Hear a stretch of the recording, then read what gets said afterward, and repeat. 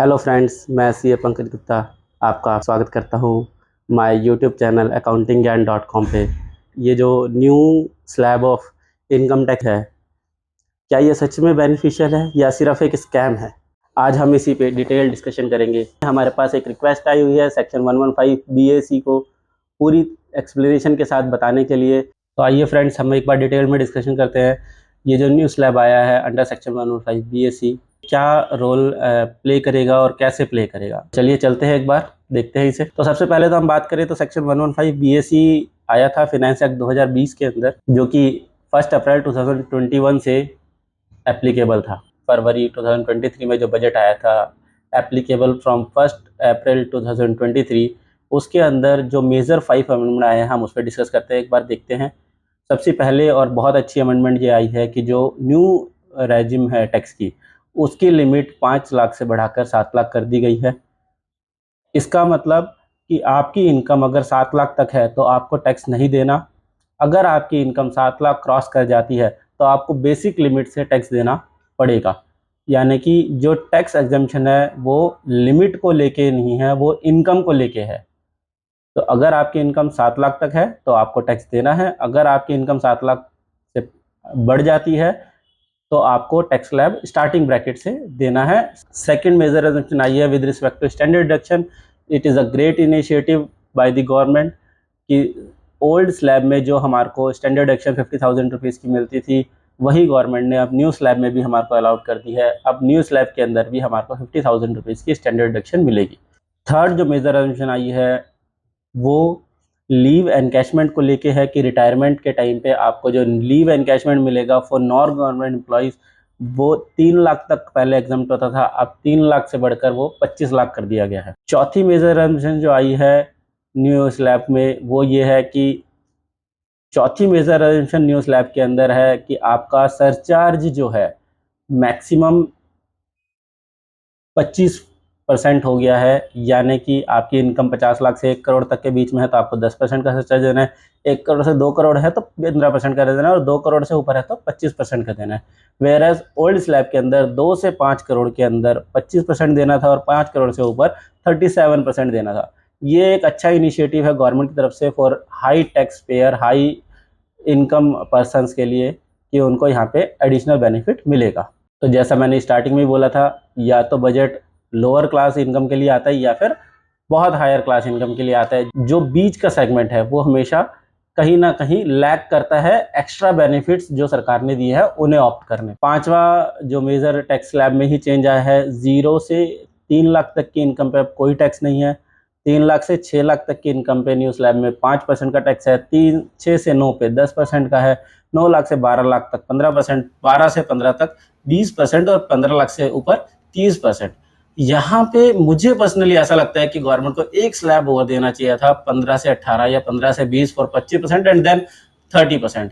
Any how government ने दिया है, कुछ सोच के दिया होगा, अच्छा स्लैब है।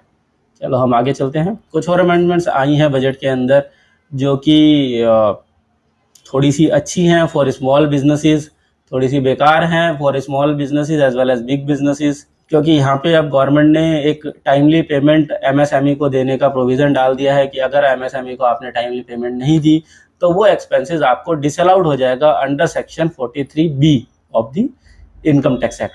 हाउएवर अब ये देखने वाली बात है कि गवर्नमेंट इसे किस तरह से देखती है कि within due date as per MSME act नहीं दी तो डिसअलाउड हो जाएगा, या तब डिसअलाउड हो गया और आपने अगर जो अपनी रिटर्न भरने से पहले उस चीज़ को काउंटर कर दिया है, आपने एमएसएमई को पेमेंट दे दी है, तो आपको वो अमाउंट फिर से अलाउड हो जाएगा।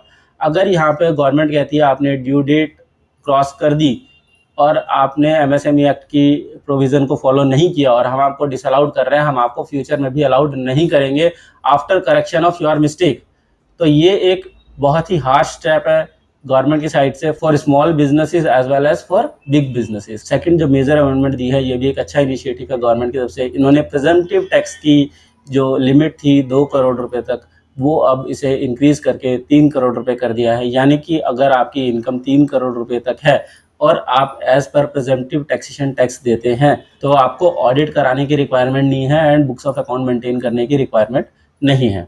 तो 2 करोड़ से 3 crore for businesses and 50 lakh से 75 लाख फॉर प्रोफेशनल्स। यहाँ पे एक मेजर अमेंडमेंट आई है कि आप फॉरेन करेंसी में कोई एक्सपेंस इनकर करते हैं तो आपको उसके ऊपर टीसीएस देना पड़ेगा, जो कि एक बहुत ही आउट ऑफ पॉकेट एक्सपेंस की तरह काम करेगा इनिशियली। ऑल्दो उसका बेनिफिट आपको मिल जाएगा at the time of filing of return, but एक कंप्लाइंस बर्डन यहाँ पे अगेन इंक्रीज हो गया है, and at the time of tour and at the time of expense वो एक एडिशनल कॉस्ट आपकी जेब पे आएगी। बात करिए हमने जो लेटेस्ट अमेंडमेंट आई है इस बजट में, अब हम बात करते हैं हमारे बेसिक सेक्शन 115 बीएसी के ऊपर। तो 115 बीएसी है किस चीज़ का सेक्शन? 115 बीएसी सेक्शन जो इंडिविजुअल और एचयूएफ पे एप्लीकेबल होता है, और सेक्शन 115 बीएसी सबसेक्शन 1 क्या बोलता है, चलिए, not with standing anything content in this act, मतलब इस एक्ट के अंदर कुछ भी कंटेन किया हुआ है उसको हटा के, but subject to the provision of this chapter, इस चैप्टर के प्रोविजन लेकिन एप्लीकेबल होंगे। Income tax payable in respect of total income of the person being an individual और HUF for the any previous year relevant to the assessment year beginning on or after 1st April 2021 shall be at the option of such person to be computed at the rate of tax given in the following table if condition under section 2 are satisfied। तो इसमें क्या बोला कि ये section तब applicable होगा, ये chapter तब एप्लीकेबल होगा जो सबसेक्शन 2 के अंदर कंडीशन है वो सेटिस्फाई होंगी, तो तब इसमें नया स्लैब एप्लीकेबल हो पाएगा, अदरवाइज पुराने ही स्लैब आपके चलेंगे, न्यू स्लैब के अंदर आप ऑप्ट नहीं कर पाओगे। अगर आपको न्यू स्लैब ऑप्ट करना है तो आपको सबसेक्शन 2 की कंडीशंस को सेटिस्फाई करना पड़ेगा। तो कंडीशन क्या है, चलो देखते हैं। सबसेक्शन 2 बोलता है for the purpose of subsection 1 the total income of individual and HUF shall be computed. कैसे कंप्यूट की जाएगी? क्लॉज 1 ऑफ सबसेक्शन 2 क्या बोलता है? विदाउट एनी एग्जम्पशन और डिडक्शन, कोई भी एग्जम्पशन नहीं मिलेगी आपको, कोई भी डिडक्शन नहीं मिलेगी आपको। किस रिस्पेक्ट में? जहां हमने एक टेबल में सेक्शंस दे रखे हैं किसके रिस्पेक्ट में डिडक्शंस नहीं मिलेंगी, और एक डीप सा बहुत छोटा सा हिंट दे रखा है उनका कि ये सेक्शन क्या बोलता है। तो सबसे पहले हम बात करते हैं किस सेक्शन में नहीं मिलेगी। Section 10 clause 5, section 10 clause 13A, section 10 clause 14, section 10 clause 17, section 10 clause 32, section 10A। तो ये क्या क्या चीज़ बोलते हैं? वैल्यू ऑफ ट्रैवल कंसेशन और असिस्टेंट रिसीव्ड। अगर आपको ट्रैवल कंसेशन का बेनिफिट मिला है या असिस्टेंट रिसीव मिला है तो ये एग्जम्पशन आपको नहीं मिलेगी, यानी कि अगेन एम्प्लॉयमेंट के अंदर अगर जो आपको लीव ट्रैवल कंसेशन मिला है तो वो एग्जम्पशन आपको नहीं मिलेगी। सेक्शन 13A बोलता है एचआरए के रिस्पेक्ट में कि आपको एचआरए की भी रिडक्शन नहीं मिलेगी। तो यानी कि ये दोनों पॉइंट जो बोलते हैं वो सैलरी एम्प्लॉयज़ के लिए बहुत ज़्यादा हार्श है कि आपको एचआरए की एग्जम्पशन नहीं मिलेगी, आपको लीव ट्रैवल कंसेशन की एग्जम्पशन नहीं मिलेगी। ठीक है। दूसरा बोलता है क्लॉज 14 ऑफ सेक्शन 10 बोलता है saving from expense will be taxable. जैसे ओल्ड स्लैब के अंदर कुछ एक्सपेंस ऐसे होते हैं जिसके अंदर आपको सेविंग टैक्सेबल नहीं होती, यहाँ पे किसी भी तरह की सेविंग आपके हैंड्स में टैक्सेबल हो जाएगी। सेक्शन 17 बोलता है allowance to MP and MLA जो भी मिलता है वो सब टैक्सेबल हो जाएगा। Income of minor child without exemption, जो माइनर चाइल्ड के लिए इन्होंने एग्जेम्पशंस दे रखी हैं वो यहाँ पे अलाउड नहीं होंगी और वो भी टैक्सेबल हो जाएगी पूरी। एग्जेम्पशन टू SCZ, जो भी एग्जेम्पशन SCZ को मिली हुई है न्यू स्लैब के अंदर वो एग्जेम्पशन उसे नहीं मिलेगी। अगेन ये सारी लिस्ट है। Section 24 clause B interest with respect to self occupied property, यानी कि आपका जो हमने बात किया था इंटरेस्ट का बेनिफिट आपको नहीं मिलेगा। सेक्शन 32(1) एडिशनल डेप्रिसिएशन नहीं मिलेगा जो कि 20% का होता है आपके पास। Section 32AD investment in new plant and machinery is notified backward area, वहाँ पे आपको सर्टेन स्टेट्स के अंदर एग्जेम्पशन मिलती है वो आपको नहीं मिलेगी। Section 33AB T development, coffee development और रबर डेवलपमेंट अकाउंट के अंदर भी आपको टैक्स एग्जेम्पशन मिलती है, वो भी यहाँ पे आपको नहीं मिलेगी। 33ABA 35(1) clause 2A clause 3, section 35(2) जितनी भी एग्जेम्पशन है आपको वो उसमें से कोई भी एग्जेम्पशन आपको नहीं मिलेगी अगर आप सेक्शन 115 BAC के अंदर फॉल करते हैं, अपने आप को न्यू स्लैब ऑप्ट करते हैं तो ये एग्जेम्पशन आपको नहीं मिलेंगी।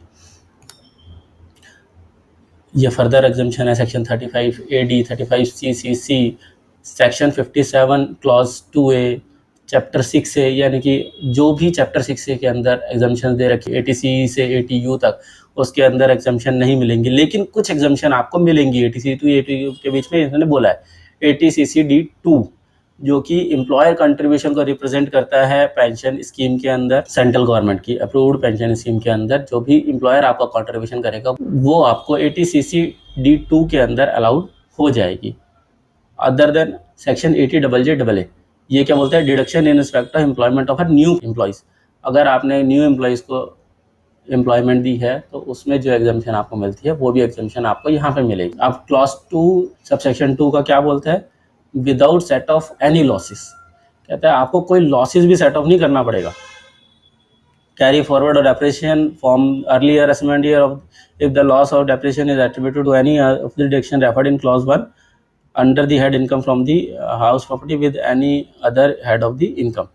अब क्या है कि आपकी जो हाउस प्रॉपर्टी इनकम है वो जब आपको अलाउड ही नहीं कर रहे हैं वो, तो वो किसी भी हेड के साथ सेट ऑफ नहीं हो पाएगी नेगेटिव इनकम। वहीं जो आपका प्रीवियस लॉस या डेप्रिसिएशन था वो भी आपको कहीं भी अलाउड नहीं होगा सेट ऑफ करने के लिए।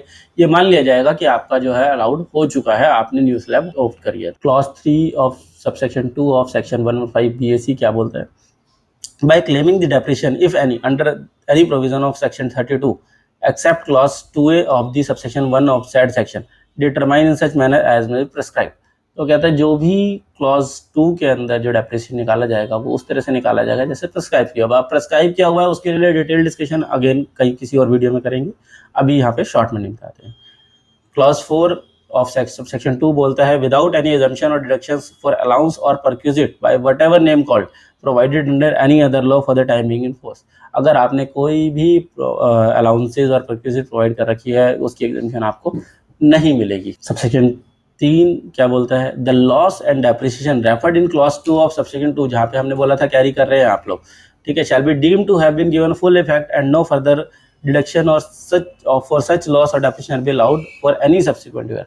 तो ये मान लिया जाएगा कि आपको ये जो लॉस है वो पूरा का पूरा मिल चुका है, डेप्रिसिएशन पूरा पूरा सेट ऑफ हो चुका है और आपको आगे इसको कैरी करने के लिए अलाउड नहीं किया जाएगा। अब इसका एक प्रोविजन भी आ गया, क्या प्रोविजन है, provided that where there is a depreciation allowance in respect of a block of asset which has not been given full effect prior to the assessment year beginning from 1 April 2021, corresponding adjustment shall be made to the written down value of such block of asset as on 31st April 2020 in the prescribed manner if the option under subsection 5 is exercised for the previous year relevant to the assessment year beginning on the first day of 2021।